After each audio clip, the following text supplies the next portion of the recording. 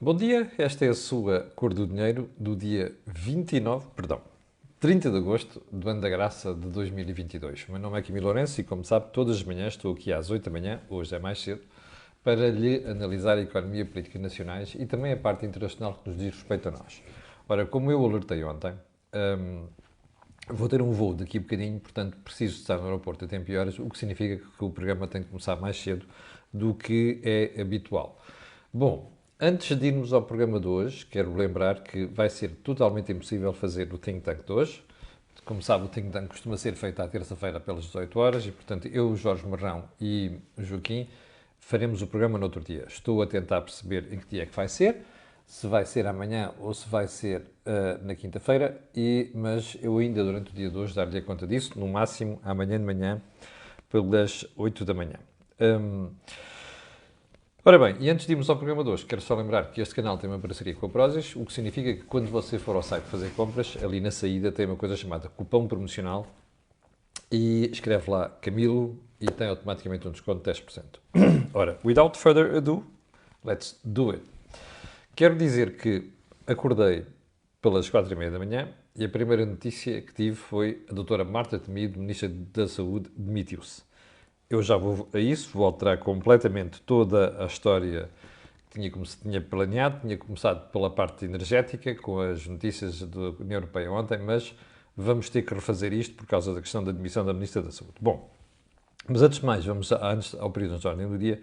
Eu ontem abri os jornais franceses, nomeadamente o Les Echos, estava a ler o Jornal de Economia Les Echos, e dou com uma notícia sobre uma cena que se passou dentro de um avião da Air France, entre Paris e Geneve. Ao que tudo indica, o piloto, o capitão, o comandante e o first officer, ou seja, o copiloto, ter-se-ão envolvido numa cena de pugilato dentro do próprio cockpit. Bom, eu pensei que estavam a brincar. E pensei, para ter comentado isto ontem, porque vi isto muito cedo ontem, mas pensei assim, bom, é melhor não, porque isto carece de confirmação, porque isto é uma coisa inaudita. Repare, um comandante e o first officer aos socos dentro de um cockpit. Isto não lembra um cão, desculpe lá. Absolutamente impressionante. E o mais grave disto é que parece que a companhia Air France levou uns dias para suspender os dois pilotos. Segundo ponto que o próprio Les Echos reportava ontem, a companhia Air France não respeitou os procedimentos numa emergência realizada, salvo erro, ou num desses países africanos, Senegal, uma coisa assim, uma aterragem de emergência. Bom, isto é preocupante. Saber que hoje em dia toda a gente tem os olhos acima da indústria da aviação, que os reguladores estão em cima da indústria da aviação e nós estamos a assistir a cenas como esta. Bom, ainda bem que, quer dizer, será que é mesmo? Ainda bem que são coisas extraordinárias, que não acontecem regularmente. Bom, segundo ponto, não sei se recorda, mas na semana passada, quando lhe falei daqui dos aumentos do gás, disse-lhe que os aumentos não iam ser exclusivos da EDP. Para já iam acontecer com a Galp confirmou isso no mesmo próprio dia, mas ontem ficámos a saber que mais operadores, nomeadamente a Gold Energy, também vão subir de preço. Portanto, como vê, isto não é pancada de um operador nem dois operadores. Isto é um problema geral. E vamos daqui a pouco ver uma coisa que eu lhe vou mostrar daqui a bocadinho, embora não vá ser o grande assunto de hoje, que dá conta de coisas verdadeiramente impressionantes. Uma delas é que o Jornal Público traz hoje a manchete, eu já lhe vou mostrar a manchete, deixe-me só virar aqui, mas isto não vai ser analisado hoje. Não temos tempo e, portanto, vamos deixar isto para outro dia. Bom, aqui está. Diz ali, os dados do INE sobre o comportamento do preço da energia contrariam os da ERSE. A ERSE é o regulador. Bem, eu não quero acreditar em bruxas. Pero que las hay, como dizem os espanhóis. Eu espero que isto seja, que haja uma explicação para estas duas situações diferentes. Porque o que nós não podemos ter em Portugal é a sensação de que o consumidor, ou o público em geral, está a ser enganado em matéria de preços. Ok? Mas eu vou voltar a isto amanhã, até porque quero analisar bem a notícia. Último ponto. Agora é a Portugália, como sabe, faz parte do grupo TAP, que quer fazer greve. Seguramente tem lá as suas razões. É impressionante. Você está a ver qual é o problema da TAP. O problema da TAP é este, o grupo TAP.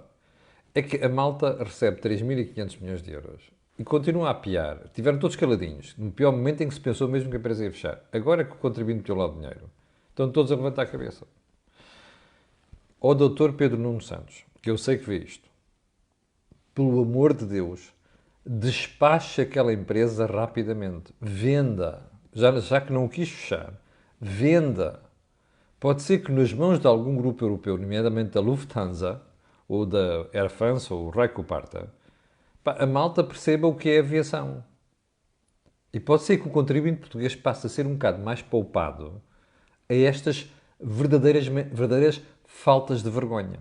Bom, vamos lá, então, ao assunto principal de hoje. Íamos começar pela energia, porque, como sabe, Ursula von der Leyen acordou e veio falar em alterações no mercado de energia na Europa, nomeadamente a fixação de preços. Diz ela, é uma emergência, e diz ela, vamos ter que fazer mudanças estruturais. Mudanças estruturais em cima do joelho é capaz de não ser boa ideia. Portanto, é melhor ficar pela situação de emergência. Pela situação de emergência, volto a dizer. Mas eu, se não comentar isto lá para o final hoje, se não tivermos tempo, irei ao assunto daqui a bocadinho. Então, qual é o ponto aqui? Vamos começar pela saúde. Como sabe, a Ministra da Saúde apresentou a sua demissão. Como sabe, se não sabe, fica a saber. Vai ser a notícia com que as publicações vão todas abrir a informação hoje de manhã. Assim como eu fui surpreendido, já não é bem surpreendido, mas fui confrontado com isto logo pelas 8 da manhã, quando liguei a rádio.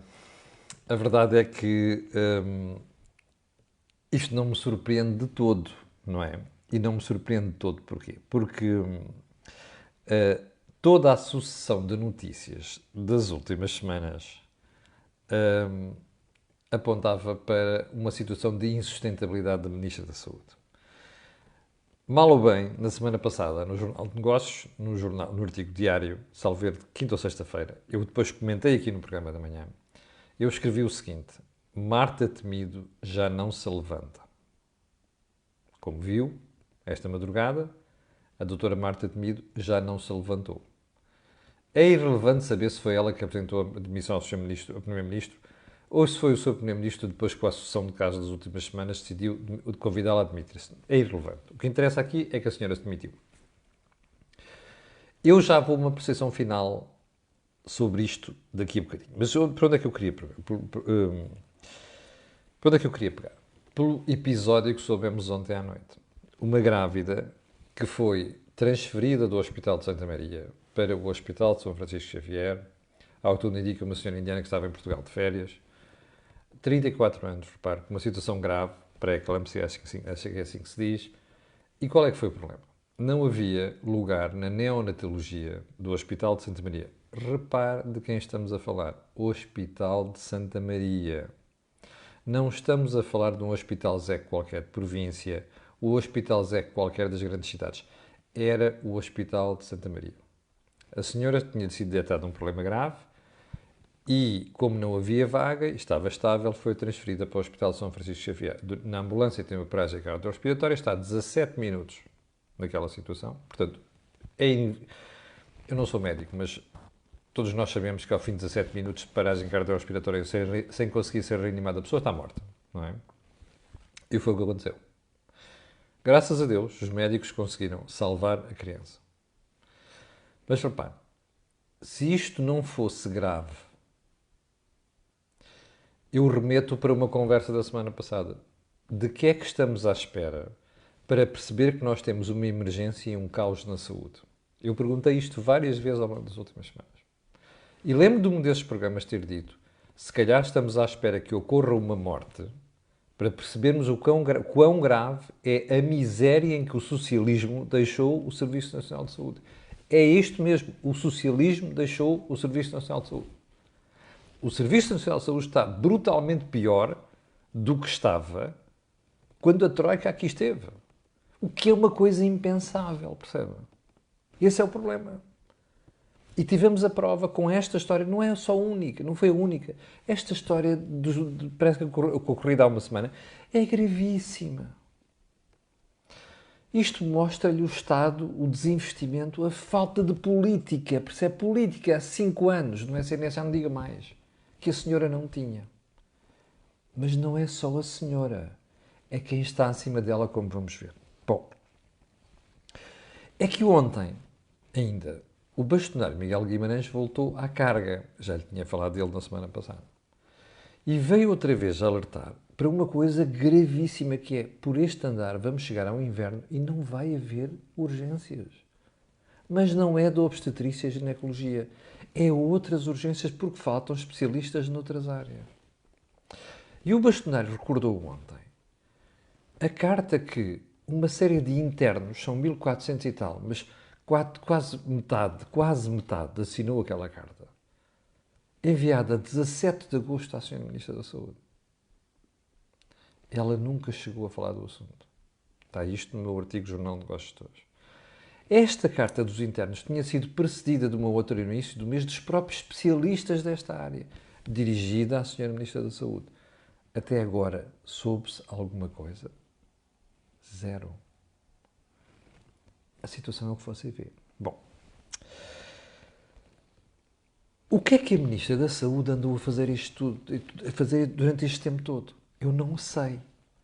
Mas ela era useira em vezeira em 4 anos em não ouvir ninguém. Nem a Ordem dos Médicos, nem os especialistas, nem ninguém. Ela estava ali com uma única missão.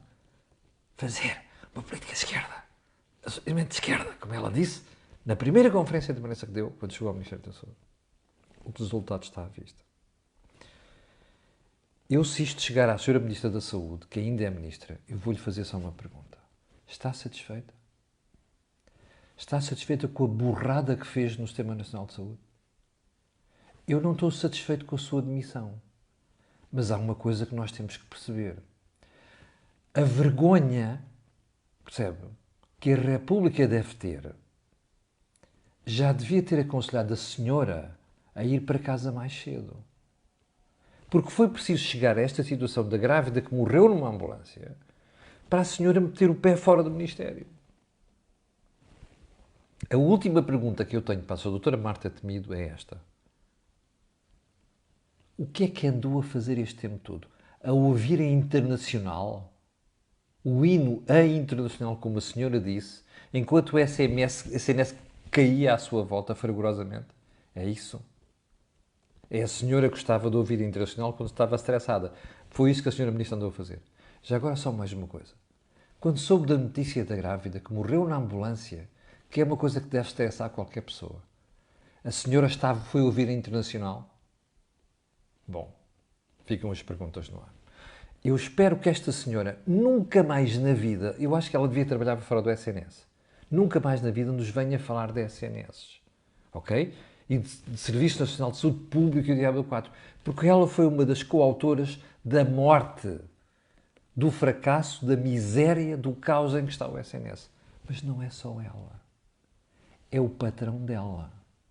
Porque foi o patrão dela que torpediu a Lei de Bases da Saúde da Maria de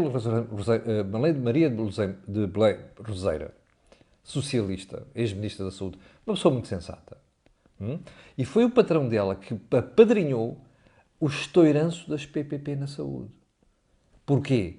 Porque nem ele nem ela queriam em termos de comparação dentro do SNS. Portanto, isto eu não fico nada satisfeito pela Sra. Doutora Marta Temido ter ido para a rua. É a política que devia ter ido para a rua.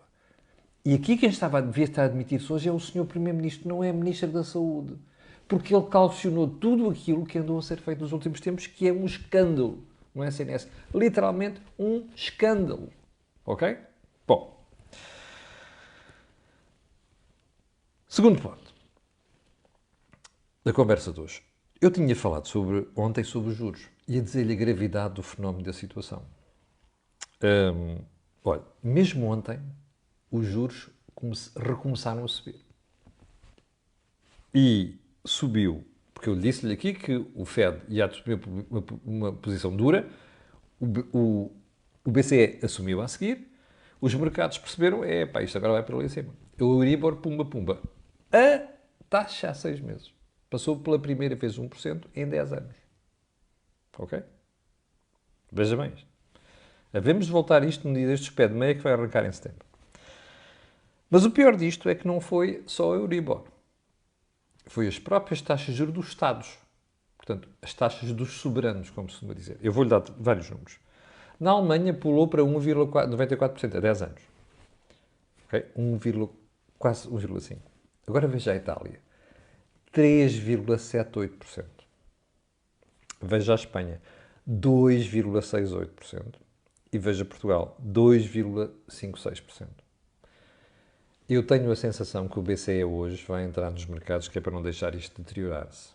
Mas isto diz-lhe, dá-lhe um cheirinho de quais são os impactos no mercado que isto está a ter. E vai ter.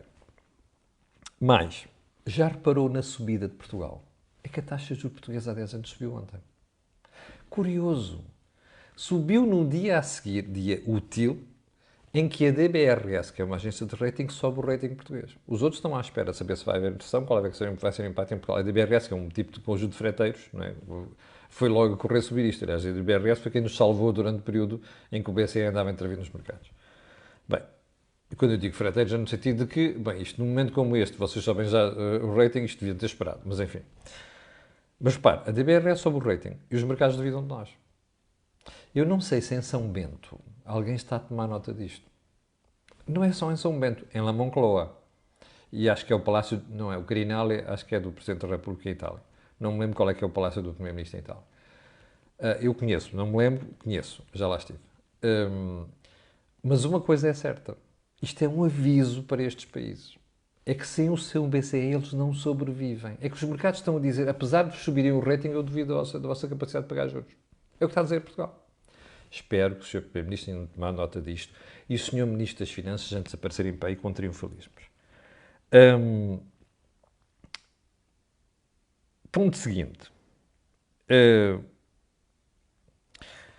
Não sei se reparou também, mudando de assunto, que o mercado da luz, da eletricidade, o preço duplicou nas últimas semanas. No mercado ibérico, que é aquele que já tem o top gas, não é? Isto levou que a setora Ursula von der Leyen ontem tem vindo à Europa dizer que vai propor uma mudança do mercado de eletricidade.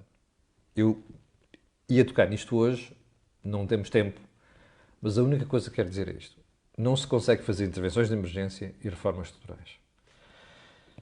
Eu vou aguardar hoje, amanhã, ver se há mais detalhes sobre isto. Mas não é só por isso, é que hoje ficamos sem tempo. Eu tinha aqui uns avisos para fazer sobre isto. Até porque ontem apareceram uma série de avisos. A França alertou para provável necessidade de racionamento de energia em França este inverno. A Shell diz que provavelmente vai continuar a faltar gás natural na Europa nos próximos anos. Aqui não passa nada. O Primeiro-Ministro não avisa ninguém. O Governo alerta a população, na economia, nada. Não passa nada, pois não. Isto é uma ilha, é um oásis. Voltarei a este tema amanhã, não sem terminar com a frase da semana. Não temos necessidade de nenhuma geringonça. João Lourenço, com um triunfalismo que não devia ter. É óbvio que Angola não precisa de uma geringonça porque há uma maioria absoluta. Mas Angola precisa de um pacto de regime. Porque aquela coisa da vontade de ir para a rua não desapareceu. Se calhar era bom que alguém aconselhasse o presidente angolano a ser um bocado mais comedido em pensar num pacto de regime, se quer ter o seu país governável, digo eu. Chegámos ao final do programa de hoje, quero agradecer às 800 e poucas pessoas que estão em direto. Quero pedir a estas pessoas a esta hora da manhã e a outras que vão vir aquilo que peço sempre. Colocarem um gosto e fazerem partida nas redes sociais, já sabe porquê, aquilo que houve aqui não houve em mais lado nenhum.